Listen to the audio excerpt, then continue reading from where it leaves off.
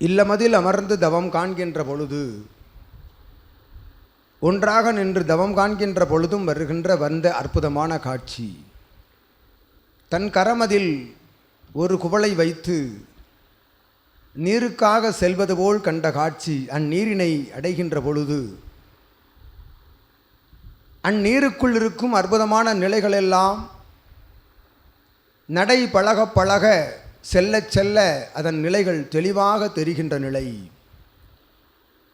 தூரத்தில் செல்கின்ற பொழுது அது நீர் போல், அருகாமையில் செல்கின்ற பொழுது அது தூய நிலையுள்ள அற்புதமான ஆற்றலாக அது தெரிந்து அதன் உள்ளுக்குள் இருக்கும் சூட்சமங்கள் உணர்த்தப்படுகின்றன, காட்சியாக தெளிவுற தெரியப்படுத்தப்படுகின்றன. அதன் சூட்சமம் என்னவெனில்,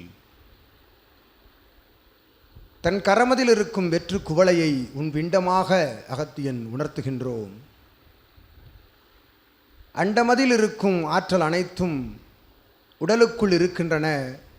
உடலை வெற்றிடமாக்குகின்ற பொழுது அற்புதமாய் எங்கும் காணாத அதிசய நிகழ்வுகள், எங்கும் கிடைக்கப்பெறாத அதிசய ஆற்றல்கள் அனைத்தையும் நோக்கி செல்கின்ற பயணத்தில் தூய நிலை கொண்டு பயணிக்கின்ற பொழுது உள்ளுக்குள் அவ்வெற்றிடத்திற்குள் நீர் கண்ட அத்தகைய நீரினுடைய அணுக்கரகம் உள்ளுக்குள் வந்தடைகின்றது, தெளிவுற வந்தடைகின்றது, சிந்தைக்குள் சென்றடைகின்றது என்ற அகத்தியன் நல்லாசிகள் வழங்குகின்றோம். ஓம் அகதீசாய நமः. அது புனித கங்கா நதிநீரினுடைய ஆற்றல்கள்.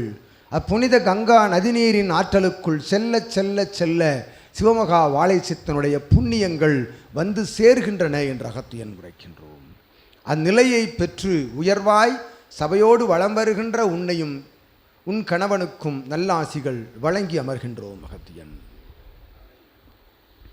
அடுத்து யாரு?